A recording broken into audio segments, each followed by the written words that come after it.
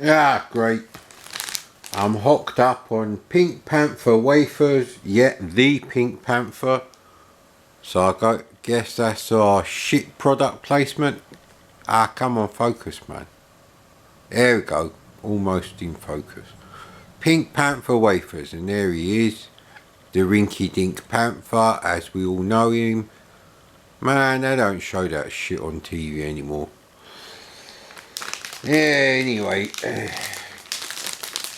And, well, that's just fucked up the microphone. Yeah, the wafers are nearly finished, so I guess we better do something useful with our newly acquired skills of reviewing games by my standards. Now, Ollie and Lissa is a game I wanted to play. It's difficult to play a game that you know you're not going to know how to play without actually seeing a video of it. So I don't want to see the actual C64 graphics. I know this game was quite well liked on the ZX Spectrum, and on the instructions here it says 1986 conversion by Paul Johnson. So here's the whole business with the game as far as the instructions go. Amongst the barren heights of rugged rocks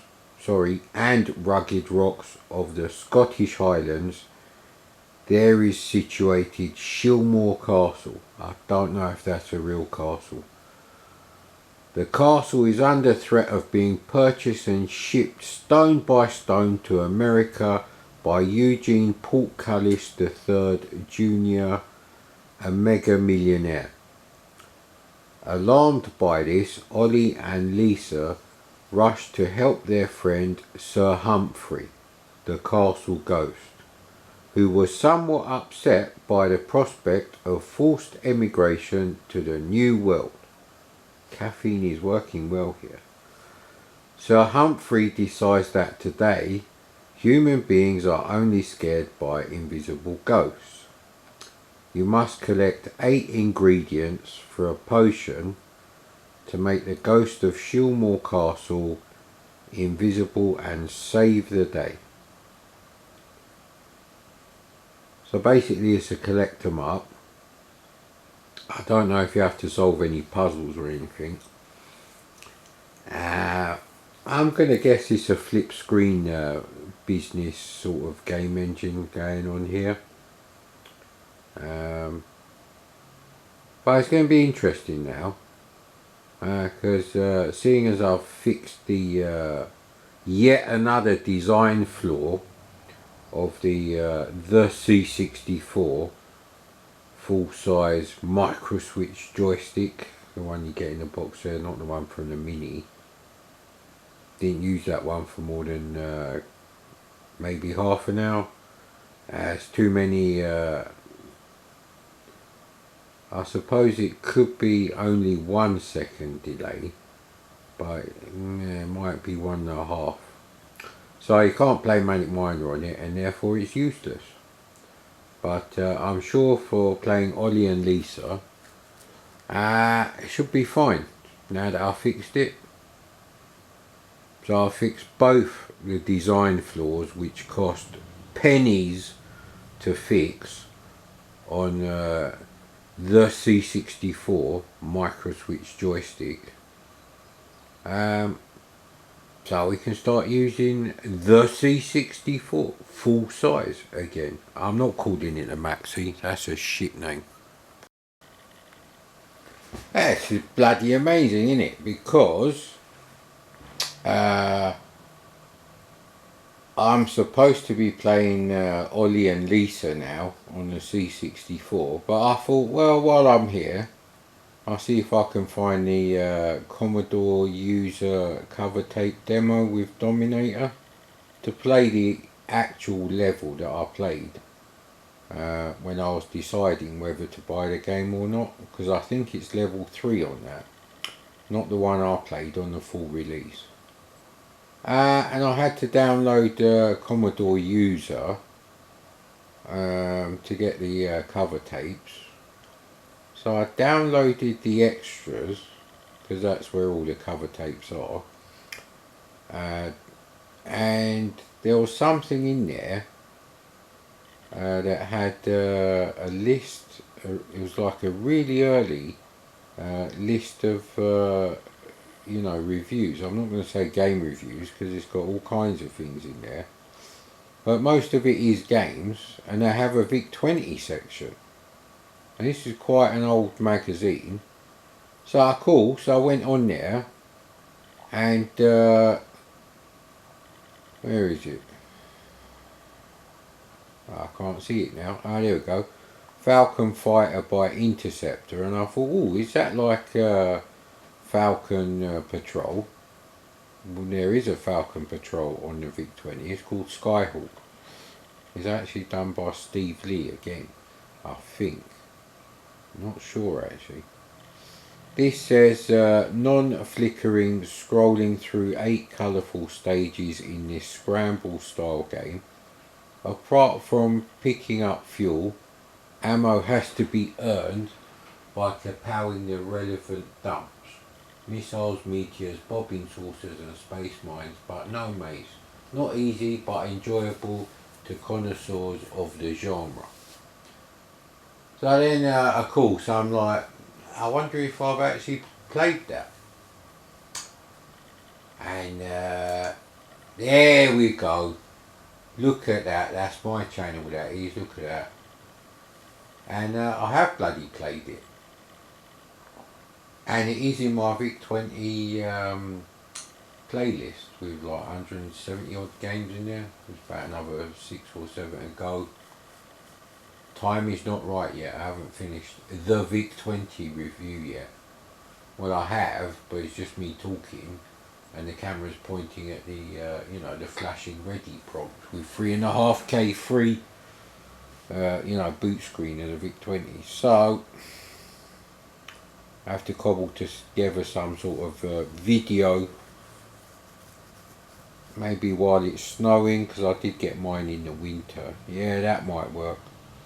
And the games reviews go with that really, because I'm playing them on the C64, which is the same thing, and you have the same problems anyway, which is why there's no cartridge games played on it. But yeah, it's actually quite interesting because this is a lot less shit than what you would expect from Interceptor Micros. It's a shame they don't actually give actual scores. However, his review of Xylogon does make me wonder, actually. Here we go, look, there's Xylogon. A Zaxxon cover job. You have to battle through many fortresses before confronting the robot. The space battle screens are a bit weird.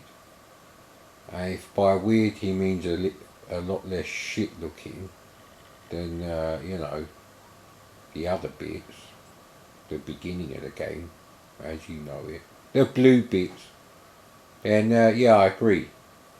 The programmer has chosen to give the floor a very distinctive bold pattern. How about a fucking repeating 16 by 16 pixel pattern, to be more exact? Although it could be 24. That's basically a hexagon on the floor. Really challenging. And if by challenging you mean shit, then I agree, otherwise I don't agree. What a terrible review. Do they review Battlefield by any rock? They don't actually. Or is it Battlefront? They've got Battleground.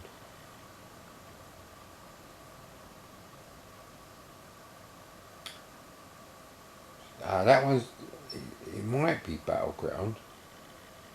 Ooh, that's interesting. Let's have a look. See if I've got Battleground on there.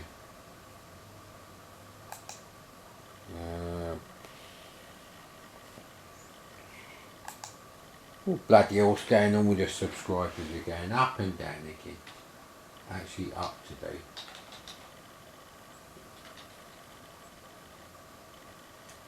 Oh god, there's a lot of games with the word battle in there. Bloody would be.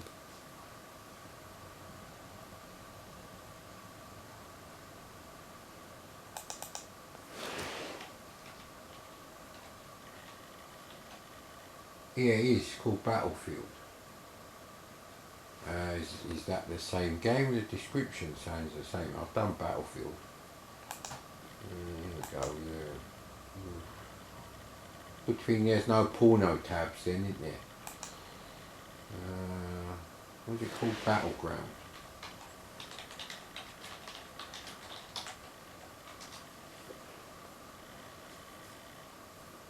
How weird, it is the same game.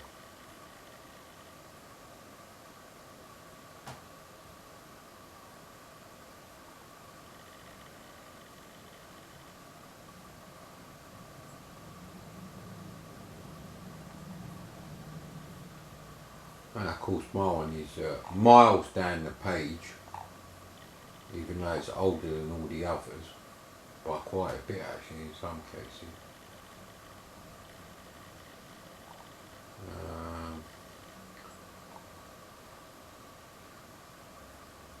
Yeah, it is the same game. Ah well, I must have finished bloody downloading the rest of it. Right, Ollie and Lissa it is now.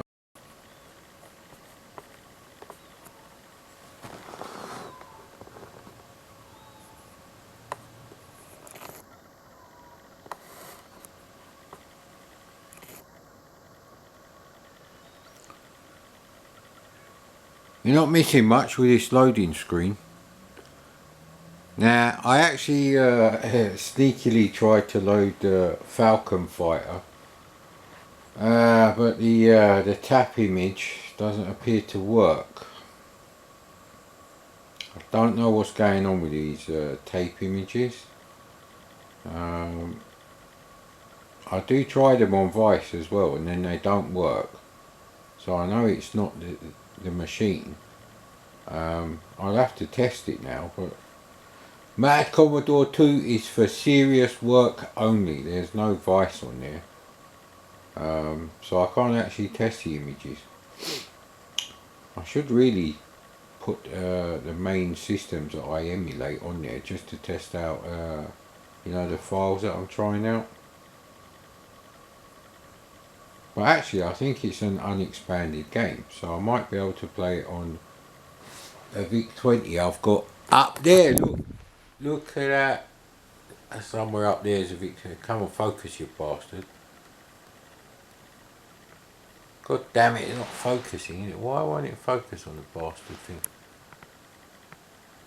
Alright, you'll have to trust me, that's a bloody VIC-20, that is.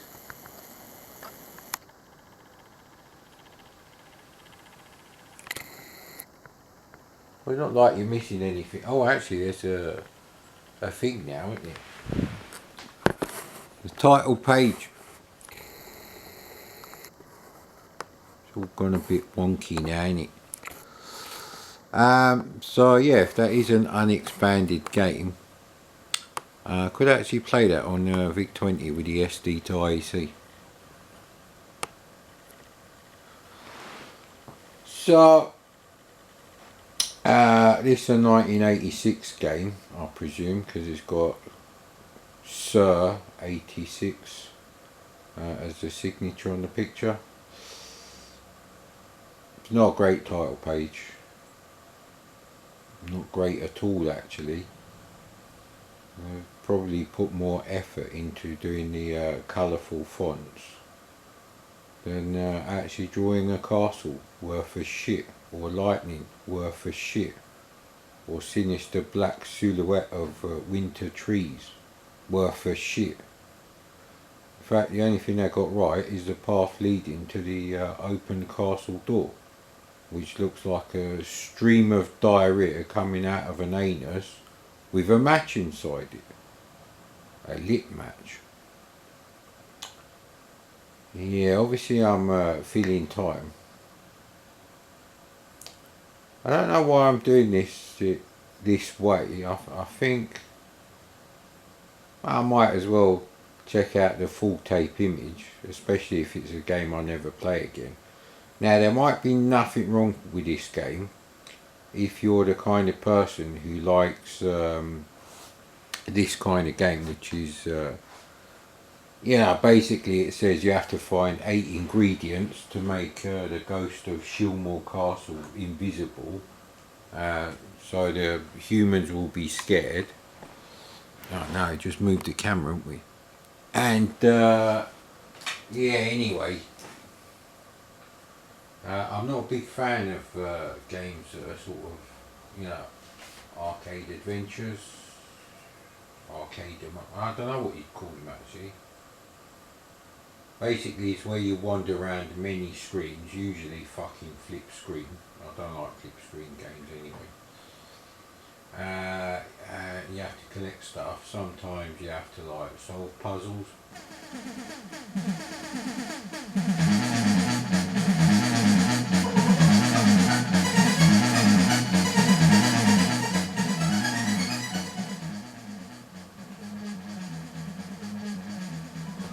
Right.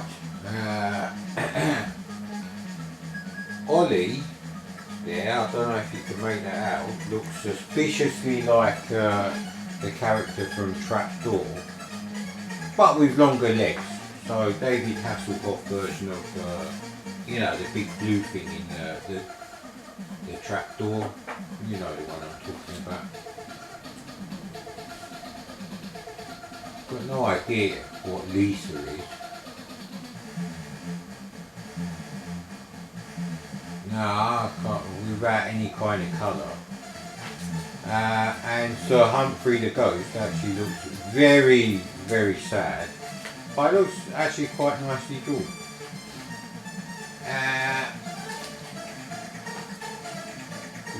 So I'll go over joystick. Okay, just to make sure, press return. Let's hope I've loaded the one that I did set the joystick to port 1. Yeah.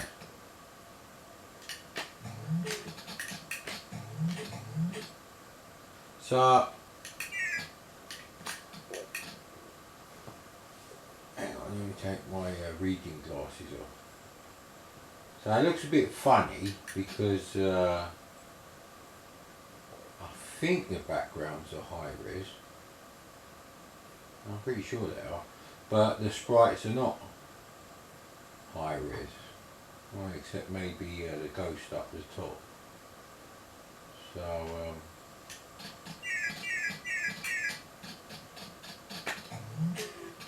it's actually quite a nice game. How do you actually get out of the screen? Okay, that's a bit weird. I seem to have collected everything.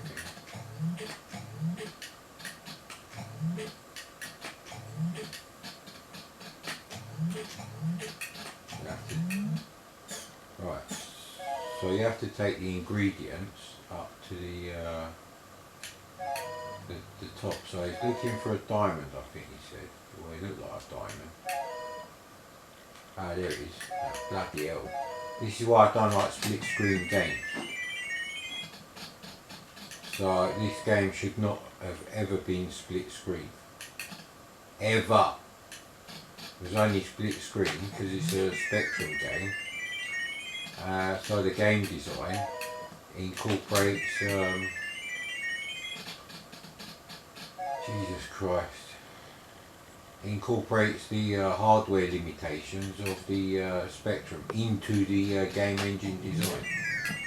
Oh, fuck me. What's he have to have a massive square fucking head for?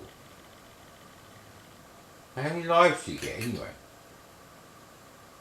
That's just unreasonable difficulty. It's like, it's already a pixel perfect jump straight away.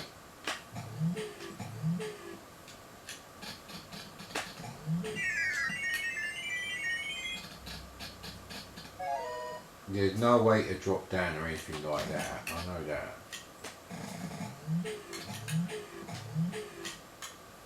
And now the fix for the joystick is not working properly. Oh man, and I shortened the bloody things. No, I didn't want to do that. Jesus Christ, see? How many lives it take me to sort that out? Now the other ones are going to be a bit easier to jump because they're not fucking square on the top. Good thing I made that then, isn't it? Ah, of course you die if you hit that low, do you? Yeah, of course you do. Look mate, I've got enough problems with the C64 microswitch joystick working against me. Oh, for fuck's sake. I don't get why I've got unlimited lives. What's going on with that as well? Because I've loaded an original tape image here.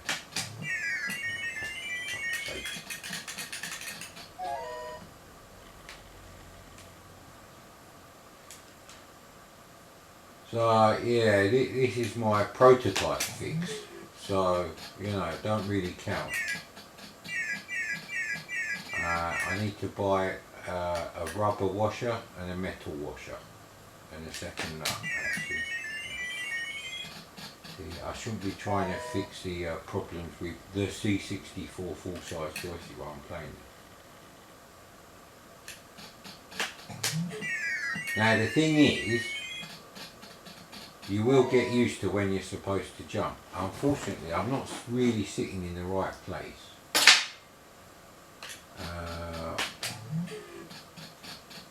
And the TV is quite large, which actually makes it more difficult to play these kind of games. For me now, that my peripheral vision is fucked.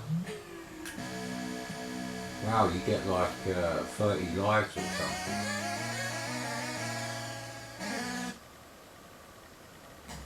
So this game really needs to be played on a decent joystick, like the zip stick.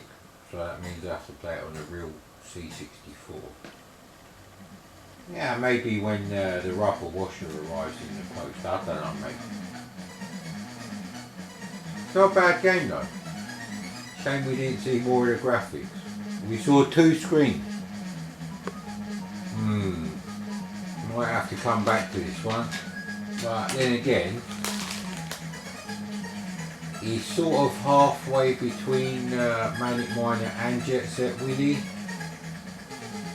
It is like an explore 'em, collect 'em up type flip screen bullshit type thing going on with that.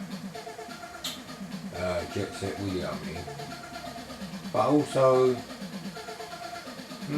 with the accurate jumping that you have to do from the almost the very start, it does remind me a bit of Manic Miner. That's quite a technical game. Although this is less forgiving, so. But you do get a hell of a lot of lives, which is a symptom of shit game design. But I probably would have played it actually, because it is a budget game. I mean, all the negative comments I've given so far are based on the fact that if it was a full price game, but this was like £2.50 or something, so a quarter the price of a full price game. And there are worse full price games like this. I think it's better than Jet Set Willy in some ways.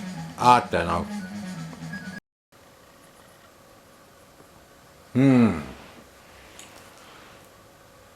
The aspect ratio is not really correct, or is it? I'm not sure, actually. We'll see what happens. Apparently this is a 4:3 screen, but no, the screen size, this is 14:9. I don't think I can change things like that, but we'll see.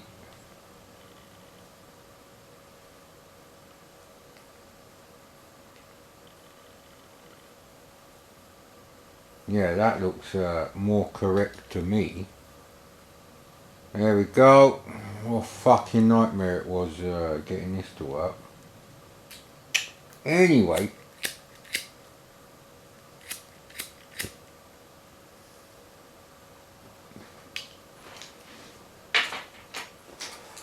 more of a nightmare than lighting this stick. Anyway, let's check this out. I presume it's still loading.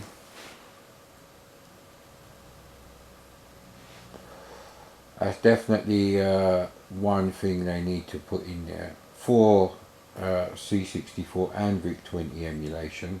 When the tape is actually being loaded in, you know, the virtual tape deck is going round and round, they should have an icon like when they're doing disk access. They should have a tape access icon, which they draw in the border actually in the top left corner.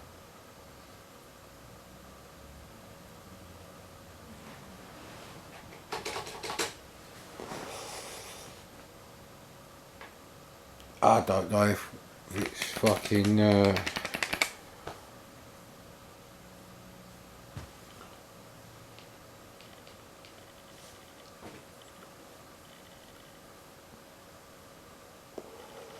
right, so I don't have to press anything.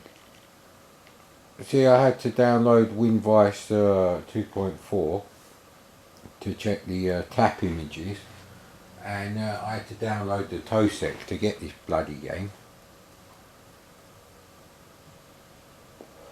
It's not using all of the screen, but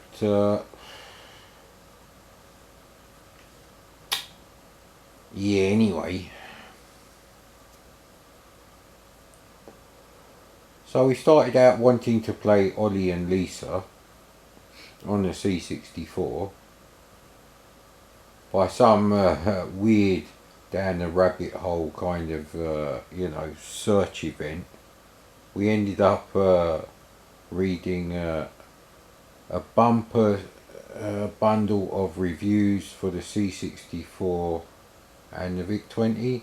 I don't know what issue that's from because it's just in the extras directory for the Commodore User TOSEC. And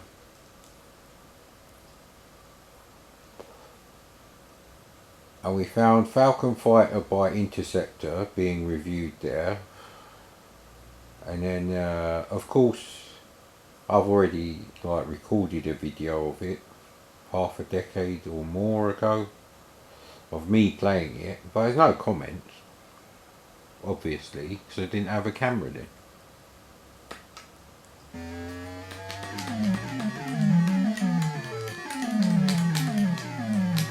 So those are the meteors. So you don't get to shoot anything in front of you, you can only bomb things.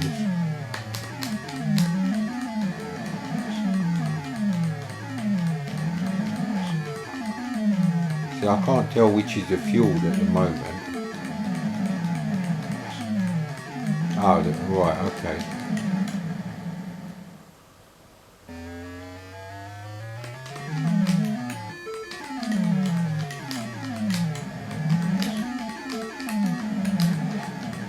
Now in the review it did say flicker free scrolling, it didn't say smooth scrolling.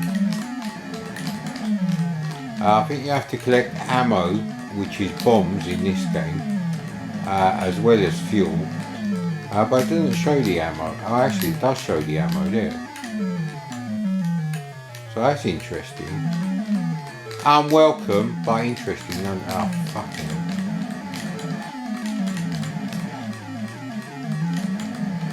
But you know, unexpanded games on the VIC-20 are notoriously shitty. And this is actually not bad.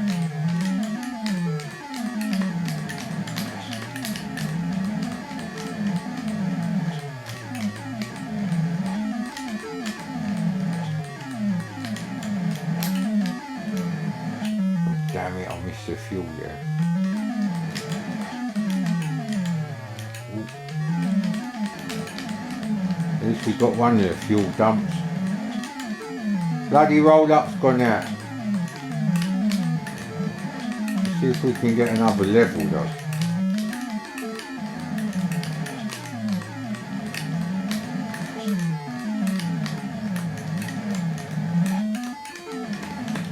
Oh bloody hell, was that my last life? Yeah it was. You know what, that's pretty damn good. And bloody Interceptor as well. It's better than some of their C64 games, if I'm honest. And I'm always honest. You might not like my honest rants and swearing, but it is what it is, mate. And in this case, it's actually not a bad game. Now, I have to now unzip all the bloody Tosec that I've got now. Because Falcon Fighter was spelt a bit weird, actually. It wasn't in the Tosec naming format of game name, software publisher in brackets, and then if it's not an unexpanded game, the actual memory that you need, like 8K or 16K, which you can actually see on the VIC-20 file browser. Well, it doesn't really help because you'll have to go in and manually add underscore B1, possibly underscore B1, B2, just to get them to work. But you should be able to boot into a 3K, 8K or 16K VIC-20, not just a standard one. You know, the updates, whatever they're doing, is it Retro Games or something, a company that makes the C64 and the VIC-20? I haven't really got a fucking clue what they're doing. You know that there's a design flaw with the microswitch joystick. You need to buy a rubber grommet stroke washer combined with a metal washer, possibly two actually, to fix the joystick alone. There should be a menu option for joystick port 1 on C64 emulation. Cartridge games should be much easier to load, especially on the VIC-20. They're really complicated because there's two separate bloody ROMs.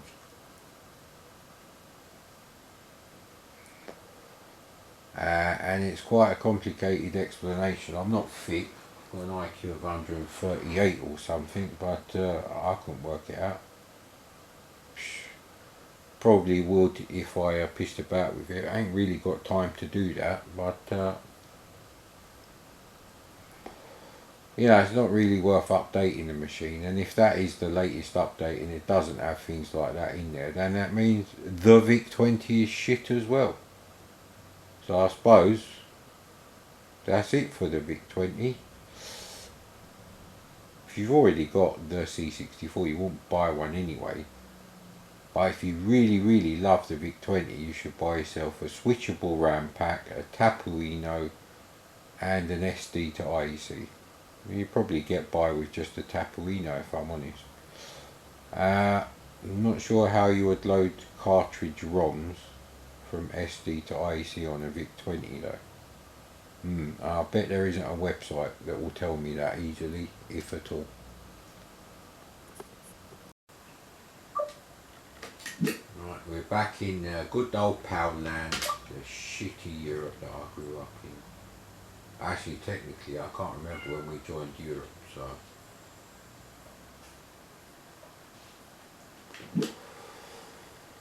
Right then. Let's, got to be careful here. I need to come out of that directory. I think it's demo take 2, is it? Yes.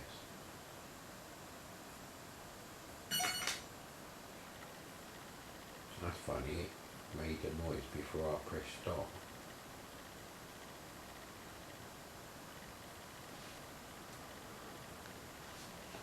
I don't like the way it does the thing. Why doesn't it come up with a boot screen and you know, like the shift run stop thing coming on and then go to a blue screen? It shouldn't start with a black screen.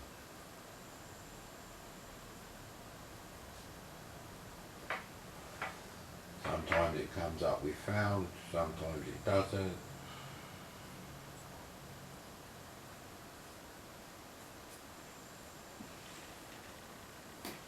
Fucking hell. So maybe that bit where it's a black screen is actually just why is it load colons anyway?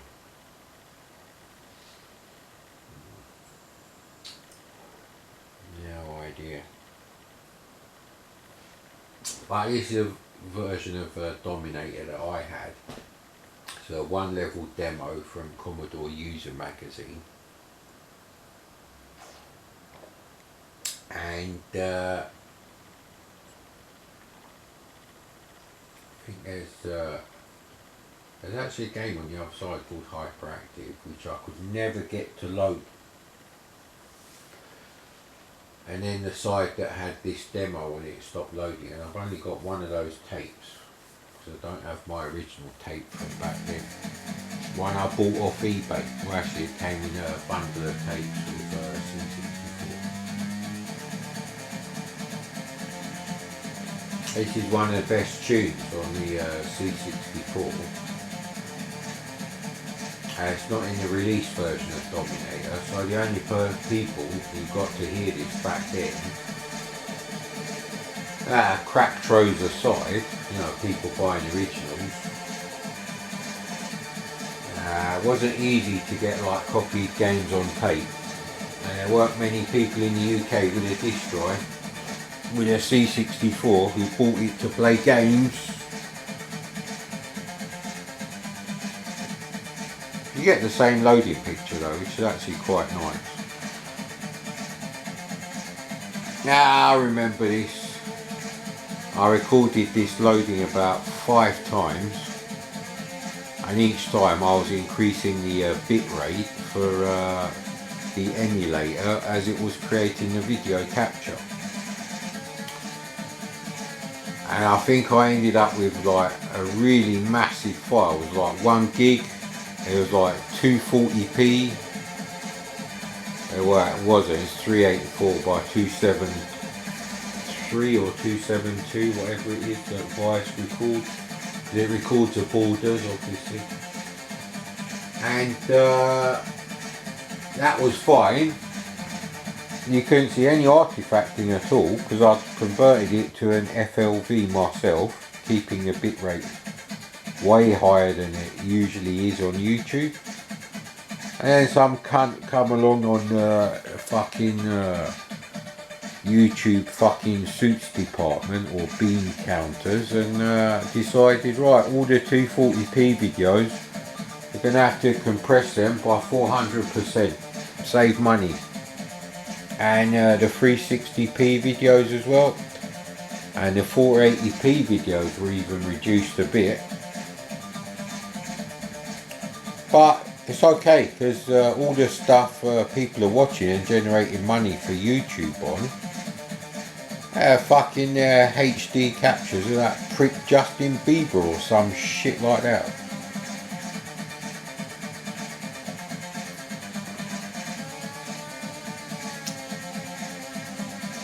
But yeah, my point is very few people have ever heard this game. It's one of the best tunes ever on the C64. It's in my top 3.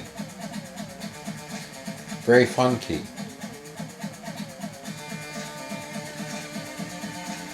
Let's see, in 1990, you played this in a nightclub. Not in the UK, no. Have to be like somewhere with lots of sun, sea and sand, you know, the kind of holiday atmosphere. It would have become a cult tune. It would have ended up coming out on vinyl. Don't know how they do that now, but there is that composer on the C64 called L-Man. He's released a cartridge you can plug into a real 64C or 128 that's got an 8580. Works on the 6581, but it's designed for the 8580. And you play it back on your real hardware. Hopefully your SID chip's not fucked, because that will affect the quality. But then there's the vinyl record that comes with it. Now, L-Man, who did the high score tune on BMX Kids, very nice ambient tune that is. Going to cut off any time now.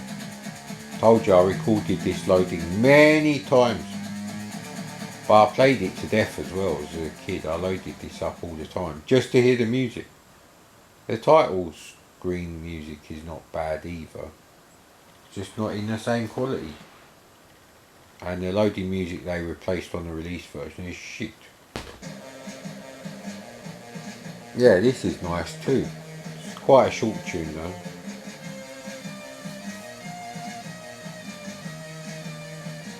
Yeah, matte grey, huh? Exactly. But yeah, the final tune you get with that thing, C64 album on the cartridge, is actually really nice quality. Because he's kindly uploaded a video of that onto YouTube so you can hear it, the full album.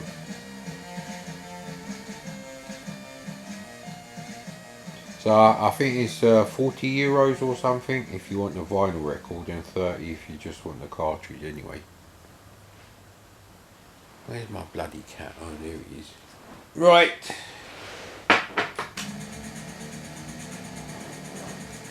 I think this is the music on the title page on the release version. Is it joystick port 1, you reckon?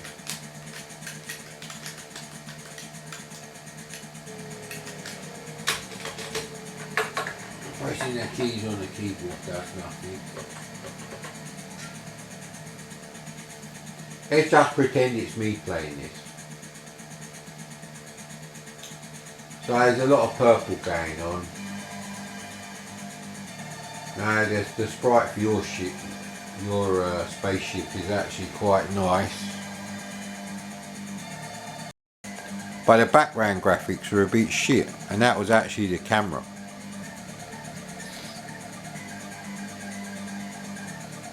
Can't believe I recorded an hour there. We basically played fuck all, and this is not playable. So yeah, it's the background graphics that would have made me think, although this bit looks nice.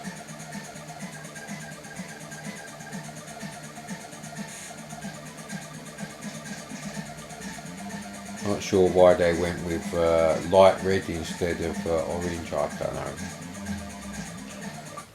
Right, well, it seems to have crashed now. There's a lot of crashing going on.